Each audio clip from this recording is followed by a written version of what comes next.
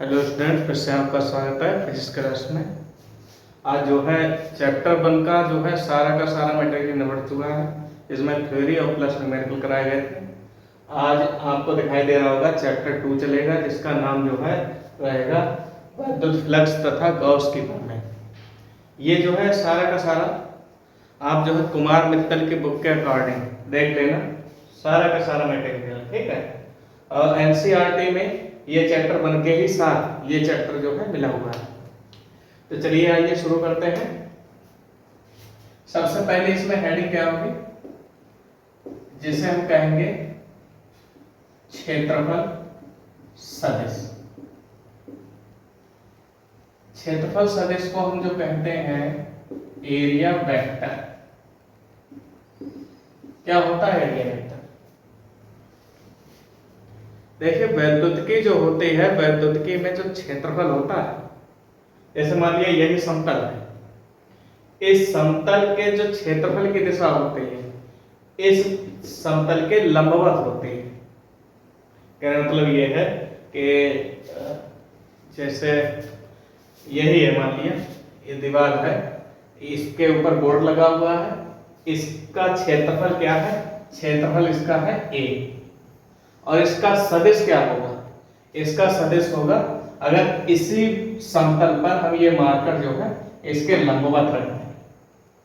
जैसे हमारा ये हाथ है, तो इसका क्षेत्रफल क्या है? a है, और इसका क्षेत्रफल सदिश क्या होगा? इसके ऊपर हम ये मार्कर रखते हैं। कहने मतलब ये है परपेंडिकुलर ऑन द सरफेस, ठीक है। तो चलिए शुरू करते हैं। क्षेत्रफल सदिश क्या होता है? किसी भी समतल के क्षेत्रफल की दिशा, क्षेत्रफल की दिशा उसके पृष्ठ के क्या होती है?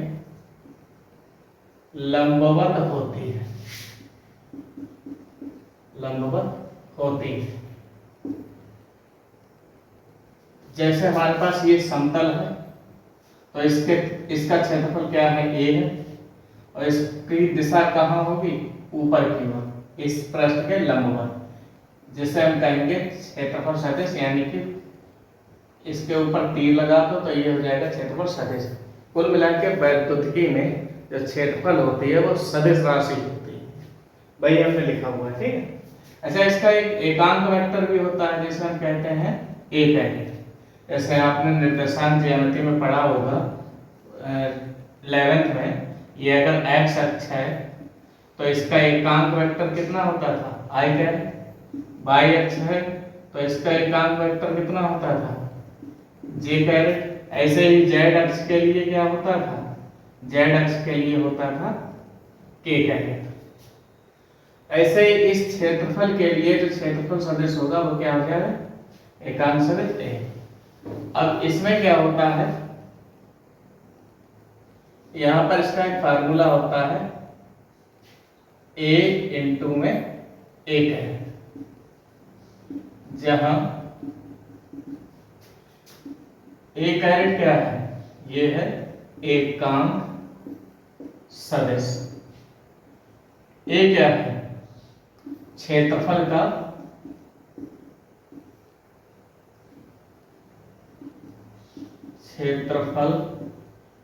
का परिमाण, और ये क्या है?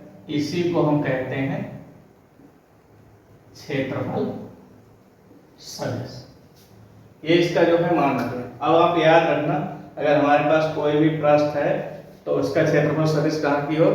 इसके हमेशा लंबवत। अगर ये मेरा हाथ इधर की ओर है तो इसका क्षेत्रफल सदिश कहाँ की ओर होगा?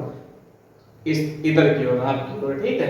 अगर ये हाथ इधर को है, हमारी तरफ है, तो ये कहाँ होगा? हमारी ओर होगा, सही। इसे हम कहते हैं क्षेत्रफल सदिश। चलिए अगली हेडिंग लिखते हैं समतल कोण। अगली जो हेडिंग रहेगी समतल कोण, इसे हम कहते हैं प्लेन एंगल।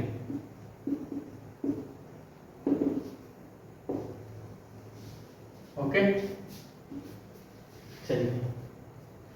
अच्छा, समतल क्या होता है? जैसे हमने जो है कोई वृत्त बना लिया, ये हमने वृत्त बना लिया, वृत्त। अच्छा, इसे वृत्त ना समझो, एक पिज्जा समझो। आप लोग पिज्जा जानते हैं। अब इसमें से एक हमने जो है पीस निकाल लिया, ये हमने पीस निकाल लिया, तो इसकी आकृति क्या हो जाएगी?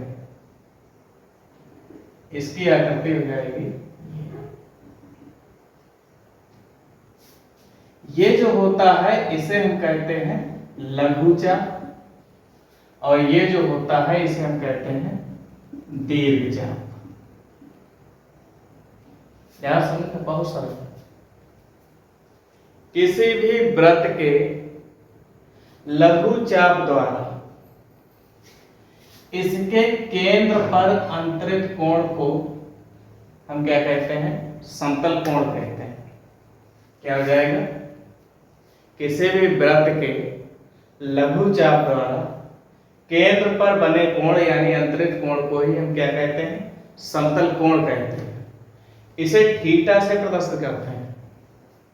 इसे हमेशा काय में लिखा जाता है? इसे हमेशा रेडियन में लिखा जाता है, रेडियन में।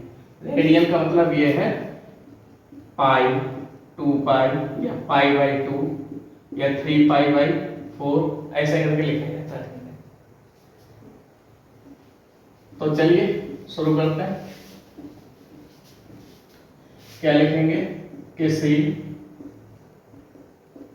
वृत्त के लघुचाप द्वारा उसके केंद्र पर अंतरित कोण को समतल कोण कहते हैं।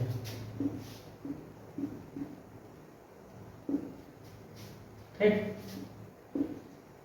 जबकि लघुचाप जो होती है, लघुचाप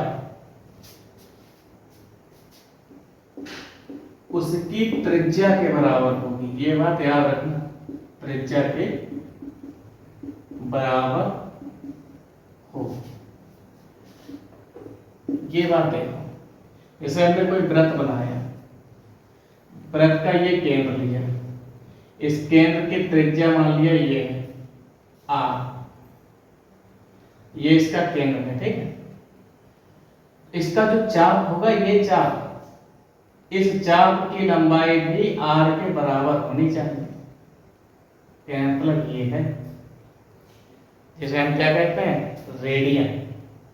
मैथ में आपने पढ़ा होगा,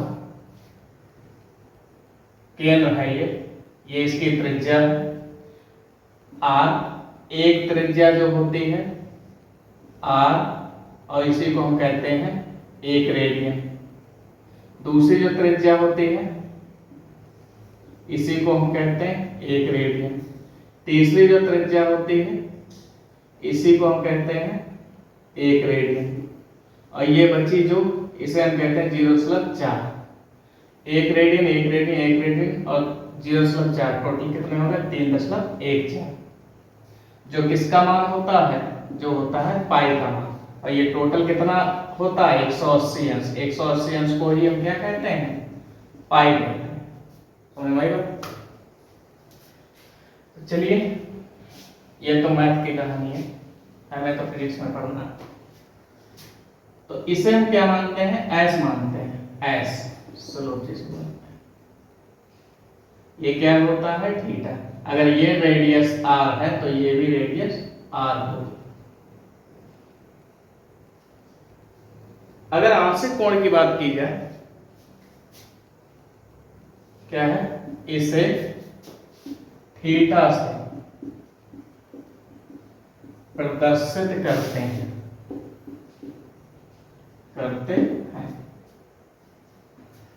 क्या है, लघु चाप के लिए प्राप्त कोण डी थीटा हो, तब क्या हो जाएगा, आपने पढ़ा होगा कोण बराबर चाप बटा त्रिज्या। अगर हम कोण थीटा मानेंगे और चाप एस मानेंगे और त्रिज्या आर मानेंगे तो एक फार्मूला बने। लघु चाप की बात कर रहे हैं तो डी थीटा, संपूर्ण चाप की बात करते हैं तो केवल थीटा। तो लघु चाप की बात कर रहे हैं तो डी थीटा हो जाएगा। तब डी थीटा जो हो जाएगा, अगर यहाँ पर लघु चाप बने मतलब लघु थीटा बनेगा तो यहाँ पर लघु चाप एस बनेगा। तो ये इस कोण इस सूत्र के हिसाब से क्या हो जाएगा, ds अपॉन आर की मिलता। अब आप चाहे लघु चाप लें चाहे बहुत बड़ा दीर्घ चाप लें, क्या त्रिज्या सब में बदली, त्रिज्या नहीं बदलती है, तो त्रिज्या वैसी की वैसी रहती है। ठीक है, इतनी बात याद रखना। अब समझो, संपूर्ण कोण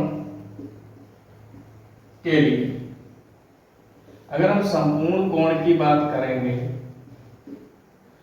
तो क्या हो जाएगा, डी थीटा का हम क्या कर देंगे, समाकलन कर देंगे। यहां तक देखिए दिख रहा, यहां हो जाएगा ds अपॉन में आर।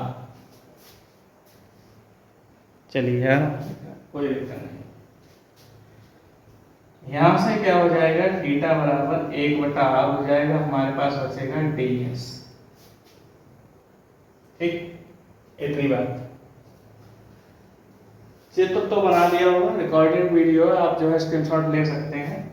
नेटवर्क प्रॉब्लम रहती है इसलिए जो है लाइव वीडियो नहीं चलाना है। हालांकि 2-4 वीडियो हमने लाइव चलाई थी जिसमें जो है थोड़ा धुंधलापन आ रहा था। चलिए, यहां से थीटा बराबर हम क्या करेंगे, अपॉन आर। अच्छा, ds का जो मान लेंगे वो क्या मानेंगे, 2 पाई है, क्योंकि ये जो चीज है ये इसी को हम कहते हैं परिधि। तो हम इसकी जगह पर क्या लिख सकते हैं, 2 पाई आर। अच्छा, आर से आर कैंसिल हो जाएगा, थीटा का मान संपूर्ण कोण क्या हो जाएगा, 2 पाई। हाँ बात सही, पूरा का पूरा कोण देखेंगे तो यहाँ पर आधा पाई और ये आधा पाई, टोटल क्या हो जाएगा, 2 पाई हो जाएगा। ठीक, ये होता है समतल कोण। इसी प्रकार हम देखते हैं घनकोण क्या होता है। समतल कोण और घनकोण आपने जो है पूरक राशियां पढ़ी होंगी 11वीं, मूल राशियां किसे कहते हैं। मूल राशियों के साथ आपने पूरक राशियां भी पढ़ी होंगी। 7 मूल राशियां होती थी और प्लस 2 पूरक राशियां होती थी, जिसमें आपके पास क्या आता था, कोण और घनकोण। कोण तो हम पढ़ चुके हैं, अब कौन सा है, घनकोण। इसे हम क्या कहते हैं, सॉलिड एंगल। चलिए शुरू करते हैं। इसे आपने पढ़ा होगा यहाँ पर किसी वृत्त द्वारा, लेकिन अब की क्या होगा, वृत्त की जगह पर किसी गोले द्वारा। ठीक है, क्या पढ़ेंगे हम, किसी गोलक द्वारा उसके केंद्र पर अंतरित कोण को क्या कहेंगे, घनकोण कहते हैं।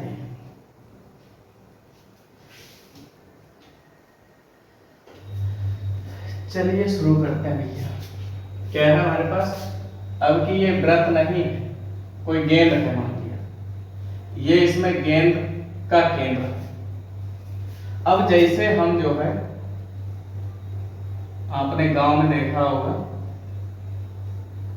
चिलम आती है, चिलम आती है, तो उसमें चिलम में ऐसे करके यहाँ पर जगह होती है और यहाँ पर धुआं वगैरह जो है, कल गांव में हमने बहुत पुराने जमाने में देखी थी। अब आप लोग ये चीजें ना सीखें तो ये अच्छा नहीं है। ठीक है, तो यहाँ पर जो है ये जो केंद्र पर ये जो कोण बन रहा है, ये इसी को हम कहते हैं घनकोण। अब घनकोण को हम कैसे प्रदर्शित करते हैं? ओमेगा से। किससे? ओमेगा से। ओमेगा, ठीक है। अच्छा, ये आया कहां से? अगर ये पूरी गेंद है, पूरी गेंद का जो क्षेत्रफल है, पृष्ठीय क्षेत्रफल अगर a है, तो ये जरा सा जो क्षेत्रफल रहेगा ये क्या रहेगा? dA रहेगा, ठीक है। जैसे हम आपको एक गेंद दिखा, हाँ हमारे पास गेंद पड़ी हुई है, ये देखिए, ये कोई गेंद है, इसका पूरा पृष्ठीय क्षेत्रफल जो है वो हमने क्या माना? a माना। अच्छा, गोले का पृष्ठीय क्षेत्रफल होता क्या है? क्या होता है? 4πr²। इसका अगर हम पूरा का पूरा पृष्ठीय क्षेत्रफल देखेंगे तो ये होता है 4πr², ठीक है। अच्छा, पूरा तो क्षेत्रफल a हो गया, और इसका अगर आंशिक क्षेत्रफल देखेंगे या क्षेत्रफल अवयव देखेंगे या क्षेत्रफल का टुकड़ा देखेंगे, पूरा ये क्षेत्रफल a है, इसका टुकड़ा यहाँ से हम इसे तोड़ के रखते हैं और तुम्हारे सामने रखते हैं, तो उसे हम कहेंगे क्षेत्रफल अवयव dA कहेंगे। ऐसे यहाँ पर ये इतना सा टुकड़ा है, ये इस पर चल नहीं रहा मार्कर, लेकिन जो हाँ ये देखो खाया हुआ है थोड़ा सा, इतना सा टुकड़ा है इस क्षेत्रफल अवयव dA द्वारा, पूरा a है, ये क्या है? dA है, dA देखिए आप खाया हुआ है, dA द्वारा इसके केंद्र पर अंतरित कोण, ये खाया हुआ हिस्सा हमने यहाँ पर निकाल कर रख दिया, तो इस dA द्वारा इसके केंद्र पर अंतरित कोण को ही हम क्या कहते हैं? घनकोण कहते हैं। समझे बात? चलिए, बच्चे की गेंद है बेचारे, ये हमने यहाँ पर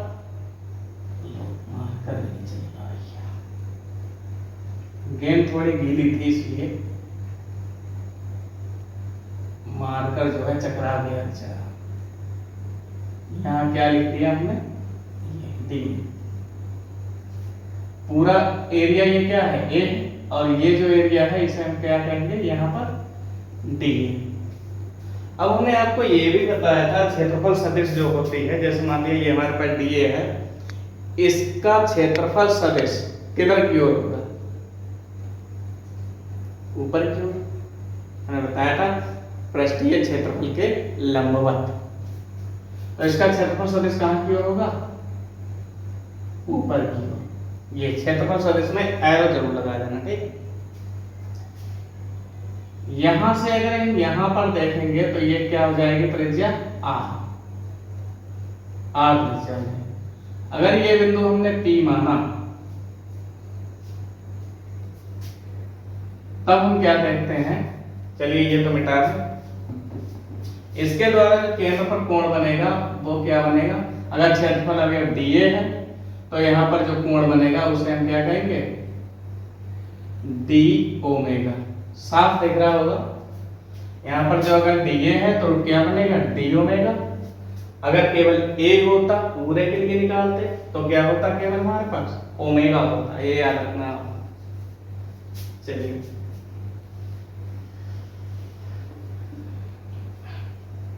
तो क्या है? किसी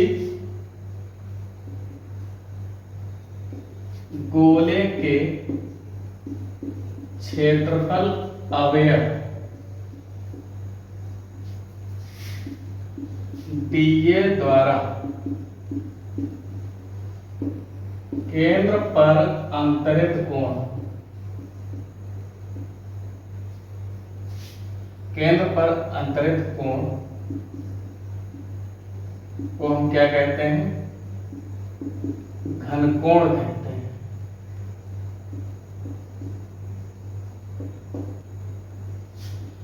इसे ओमेगा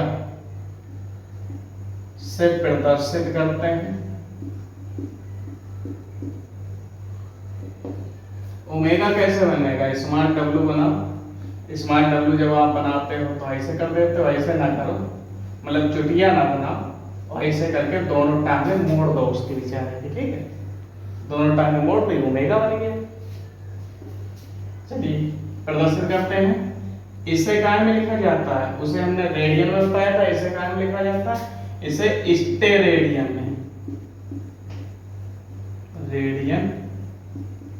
में लिखा जाता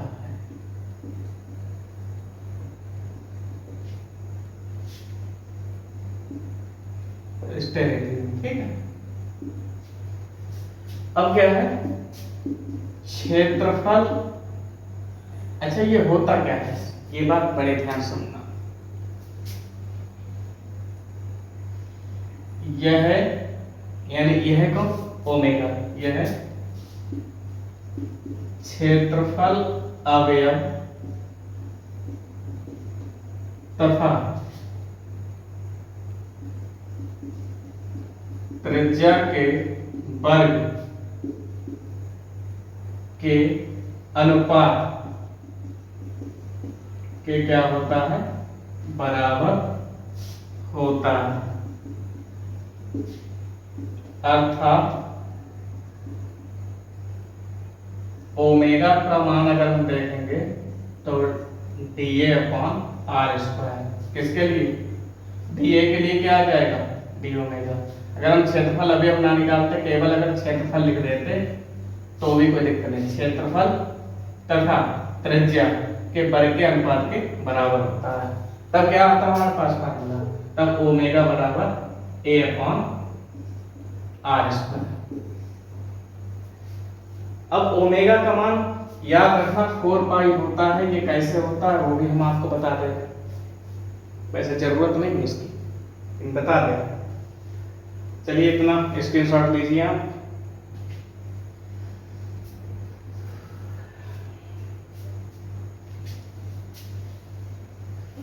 सब हो गया होगा, ठीक।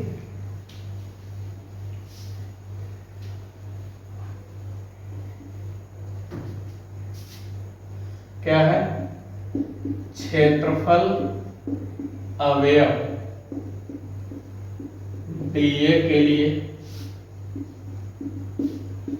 d ओमेगा बराबर dA/r²। संपूर्ण पृष्ठीय क्षेत्रफल A के लिए क्या हो जाएगा, ओमेगा बराबर डी ओमेगा का हम क्या कर देंगे, समाकलन। इसका मान निकालो dA/r²। यहां से हमारे पास क्या हो जाएगा, ओमेगा बराबर r² को बाहर निकाल देंगे, dA रहेगा। इसे बाहर क्यों निकाल दिया, जिसके साथ d होता है उसी को अंदर रखते हैं, बाकी सबको उनसे कह दो तुम बाहर चले जाओ, ठीक है। अच्छा, जिस प्रकार आपने dx का समाकलन x पढ़ा है, तो उसी प्रकार dA का समाकलन आप लोग क्या पढ़ेंगे, a पढ़ेंगे। और अभी हमने बताया था गोले का जो a होता है वो होता है कितना, 4 पाई r²। तो क्या हम इसकी जगह पर 1/r² तो ऐसे ही रहना, तो यहाँ क्या लिख सकते हैं, 4 पाई r²। अच्छा, r² से r² हटकर यहाँ ओमेगा बराबर कितना बचेगा, 4 पाई, यही आंसर हो जाएगा। हमने बताया था अभी यहाँ पर कि ओमेगा बराबर क्या होता है, 4 पाई। तो चलिए इसी क्रम में आगे की ओर बढ़ते हैं, मतलब दीवार की ओर नहीं बढ़ना, दिमाग से आगे की ओर बढ़ना है, ठीक है। चलिए अब हमारे पास जो चैप्टर, ये तो जो है इसका इंट्रोडक्शन था। अब हमारे पास जो चैप्टर है वैद्युत फ्लक्स, पहले इसके बारे में पढ़ेंगे, उसके बाद उसके बारे में बाद में कहेंगे। सबसे पहले वैद्युत फ्लक्स क्या होता है।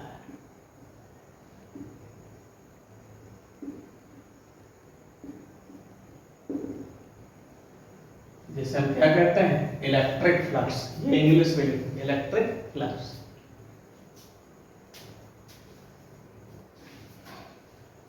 अच्छा, इसे समझने के लिए आपको जो है चैप्टर नंबर 1 में जो है वैद्युत बल रेखाएं पढ़नी पड़ेगी। वैद्युत बल रेखाएं क्या होती हैं, ये प्लस से निकलती हैं और माइनस पर जाकर समाप्त हो जाती हैं। प्लस से निकलेंगी माइनस पर, प्लस से माइनस पर, ऐसे ही ये आती रहेगी, ठीक है। मान लिया मान रेखा है। अब इसमें हमने क्या रख दिया, जैसे हमारे पास ये कोई पृष्ठ है, अब ये तो बन गया वैद्युत क्षेत्र, इस पृष्ठ को हमने इसमें रख दिया इसे। अब इस पृष्ठ में ये मतलब ये जो हमने रख दिया है, अब इसमें से ये बल रेखाएं होकर गुजरेंगी नहीं, ऐसे जाएंगे ऐसे निकलेंगे। तो इस पृष्ठ में से होकर गुजरने वाली बल रेखाओं की संख्या को ही हम क्या कहते हैं, वैद्युत फ्लक्स कहते हैं। क्या हो जाएगा, इस पृष्ठ जब किसी वैद्युत क्षेत्र में या काल्पनिक वैद्युत क्षेत्र में, काल्पनिक होता है क्योंकि ये हमें दिखाई थोड़ी देती है, रेखाएं ये दिखाई नहीं देती, ये केवल चुंबक में दिखाई दे सकती है, ठीक है, विद्युत में नहीं दिखाई देती, इनका जो है हम कल्पना करते हैं। क्या है, जब काल्पनिक वैद्युत क्षेत्र में किसी पृष्ठ को रख दिया जाता है तो उस पृष्ठ में से होकर गुजरने वाली बल रेखाओं की संख्या को ही हम क्या कहते हैं, वैद्युत फ्लक्स कहते हैं। क्या है, अब ध्यान समझना है। चलिए कपड़े से जो है मिटा देते हैं, हाथ कर देते हैं। चलिए क्या है, किसी काल्पनिक वैद्युत क्षेत्र में, काल्पनिक वैद्युत क्षेत्र में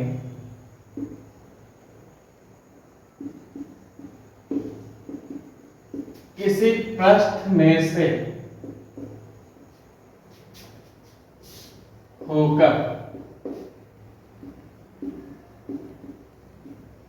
गुजरने वाली बल रेखाओं कह दो या जो है क्षेत्र रेखा, कौन सी क्षेत्र रेखा है, बल रेखा, वैद्युत बल रेखा, क्षेत्र रेखा की संख्या को क्या कहते हैं, वैद्युत फ्लक्स कहते हैं। इसे किससे पता चलता है, इसे फाई ई से प्रदर्शित करते हैं, फाई से प्रदर्शित क्यों करते हैं, आपने पढ़ा होगा। जैसे हमारे पास मान लिया, वैद्युत क्षेत्र का जो सदिश है वो हमने क्या मान लिया, ई, तथा जो हमने पृष्ठ रखा है, तथा पृष्ठ का क्षेत्रफल सदिश वेक्टर ए, तब यहां पर भी एक परिभाषा मिल गई, क्या हो जाएगी, यहां से समझो, वैद्युत क्षेत्र के सदिश तथा क्षेत्रफल सदिश के अदिश गुणन को क्या कहते हैं, वैद्युत फ्लक्स कहते हैं। ये भी परिभाषा हो सकती है यहां से यहां। अर्थात 11वीं क्लास में आप लोगों ने पढ़ा होगा, कहाँ समझाते, यहाँ समझाते हैं, यहाँ पर ए डॉट बी हो तो इसे हम कहते हैं, डॉट अगर बीच में लगा हो तो सदिश राशि हो तो उसे हम कहते हैं अदिश गुणन। और अदिश गुणन हमेशा जो सामने मान आता है वो कैसी राशि होती है, अदिश राशि होती है। तो यहाँ पर वैद्युत फ्लक्स जो हो जाएगी इसके हिसाब से क्या, ई और डॉट ए, ठीक, ये क्या हो जाएगी, कैसी राशि है, अदिश राशि। अगर हाँ यहाँ पर अगर क्रॉस होता तो ये जो राशि होती है वो क्या होती है, सदिश राशि होती है। लेकिन इन्होंने क्या कहा, अदिश गुणन। ये सदिश गुणन है, ठीक है। अदिश गुणन क्या होता है, डॉट लगा हुआ होता है, सदिश गुणन क्रॉस लगा हुआ होता है। बस ये फर्क है, ये हमने 11 में पढ़ा है अच्छे तरीके से, ठीक है। ये हो गया हमारे पास। अच्छा, मान लिया हमने, ये इतना उतार लो, यही जो है वैद्युत फ्लक्स है। ये समीकरण याद रखना, इसी से मात्रा को विमा निकल के आ जाएंगे। पहले इसके जो है, पहले क्या, अच्छा पहले मात्रा को विमा लिख लो, उसके बाद इसके केसेस पढ़ेंगे। केसेस क्या रहेंगे समझो। पहले मात्रा क्या हो जाएगा इसका, मात्रा। देखिए पाई का मात्रक पता होने के लिए सबसे पहले हमें ई का मात्रक पता होना चाहिए। मात्रक जो हो जाएगा ई का मात्रक गुणा में ए का मात्रक। ई का मात्रक हमारे पास क्या होता है, याद करो, न्यूटन प्रति कूलम। एक तो ये मात्रक है, और इसका जो मात्रक क्षेत्रफल है, क्षेत्रफल का मतलब मीटर स्क्वायर। तो इसका ये जो फर्स्ट मात्रक आ गया है हमारे पास, क्या आ गया, न्यूटन मीटर स्क्वायर प्रति कूलम आ गया। अच्छा, इसका एक सेकंड मात्रक और है, ई का जो मात्रक होता है वो वोल्ट प्रति मीटर भी होता है, ई बराबर वी अपॉन एल से। ये हम प्रवणता वाले चैप्टर यानी कि वैद्युत विभव वाले चैप्टर, तीसरे चैप्टर में पढ़ाएंगे। यहाँ से हमारे पास क्या है, ये मीटर ही रहेगा। अच्छा, 1 मीटर से 1 मीटर कट जाएगा तो यहाँ बचेगा क्या, वोल्ट इंटू मीटर। बहुत बार ये मात्रक, वैद्युत फ्लक्स का मात्रक बहुत बार पूछा गया बोर्ड परीक्षा में, 1 नंबर में बहुत ही गलतियां, ठीक है। एक और मात्रक हो जाएगा, वो भी देख।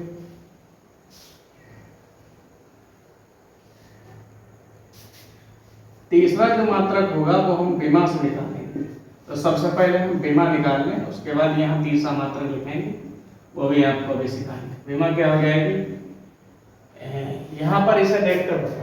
न्यूटन है, न्यूटन का मतलब बल, बल का मतलब m/t-2 न्यूटन की। मीटर है, मीटर मतलब लेंथ, लेंथ मतलब लेंथ स्क्वायर। यहाँ कूलम, कूलम का मतलब क्या है, 1। अच्छा ध्यान से देखो, यहाँ पर क्या आ जाएगी, m, l 1 ये है, 2 ये है, तो l का 3, t⁻⁻2 ये है, t⁻1 ये है। ये 1 प्लस में है, अगर ऊपर जाएगी माइनस में हो जाएगी, और माइनस का 2 पहले ही सही है, माइनस का 1 बाद में आएगा, तो माइनस का 3 हो गया। अच्छा, ये a की पावर ऊपर जाएगी माइनस में पहुंच जाएगी, तो ये क्या हो जाएगी, a इनवर्स। यहाँ और कोई a नहीं है, इसलिए ये बेचारा सिंगल रह गया, ठीक। अच्छा, m क्या होती है, m मास यानी कि द्रव्यमान के लिए, तो यहाँ क्या हो जाएगा, किलोग्राम। l मतलब लेंथ, लेंथ मतलब मीटर के लिए, तो क्या हो जाएगा, metre cube. t for time, time मतलब प्रति में लगा देना, क्योंकि यहाँ जो माइनस है वो प्रति लगा देते, बटे में लगा देते हैं।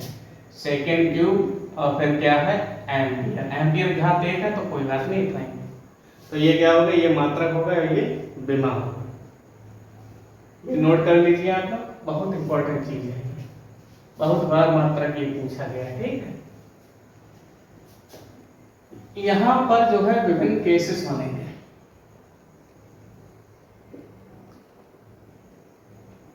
केसेस, फर्स्ट केस क्या है, चलिए मात्रक भी मैं लिख देंगे और आप लोग लिखते रहना,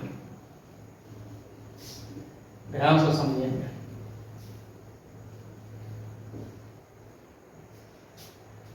फर्स्ट केस क्या है, यदि हमने ये एक समान वैद्युत क्षेत्र बना दिया, ई बना दिया, ठीक।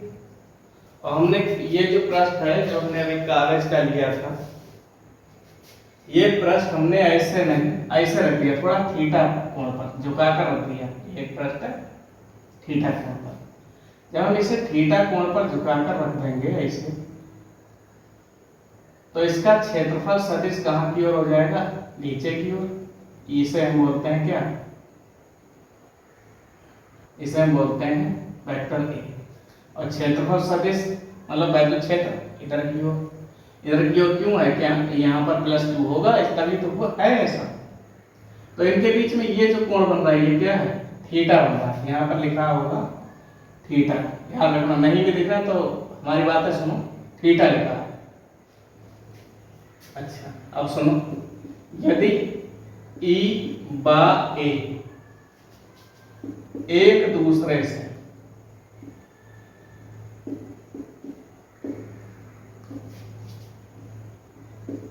थीटा कोण बने, थीटा कोण पर होता, तब आपने अभी पढ़ा होगा फाइव बी बराबर वेक्टर ई इंटू ए पढ़ा।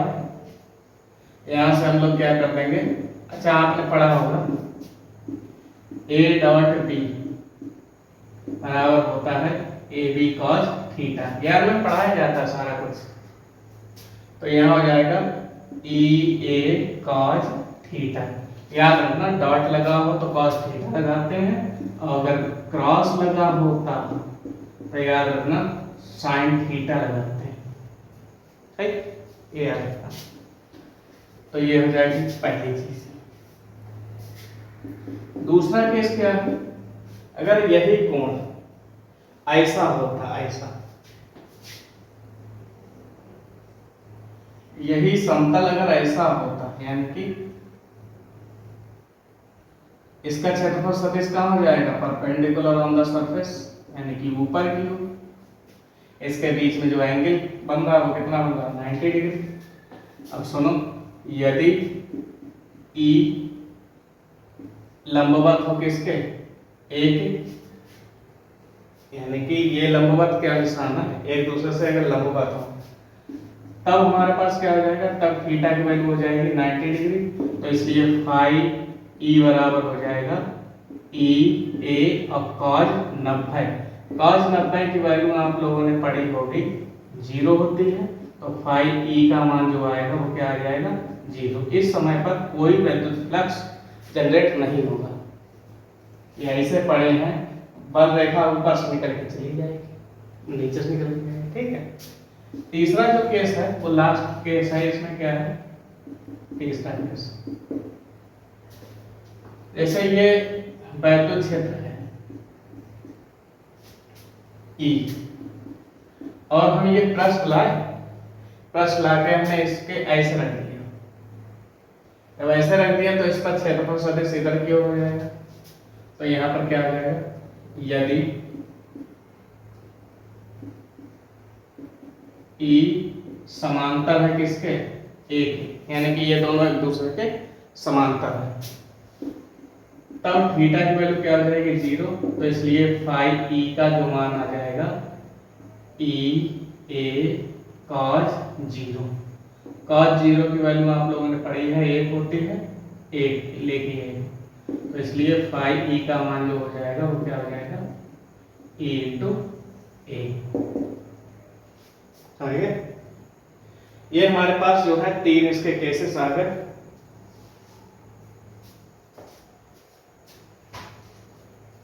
तो चलिए इसी क्रम में जो है अगला पार्ट जो है हम अगले भाग में पढ़ते हैं। तो आज के लिए बस इतना ही, बाकी का नेक्स्ट वीडियो में होगा, ठीक। Thank you class.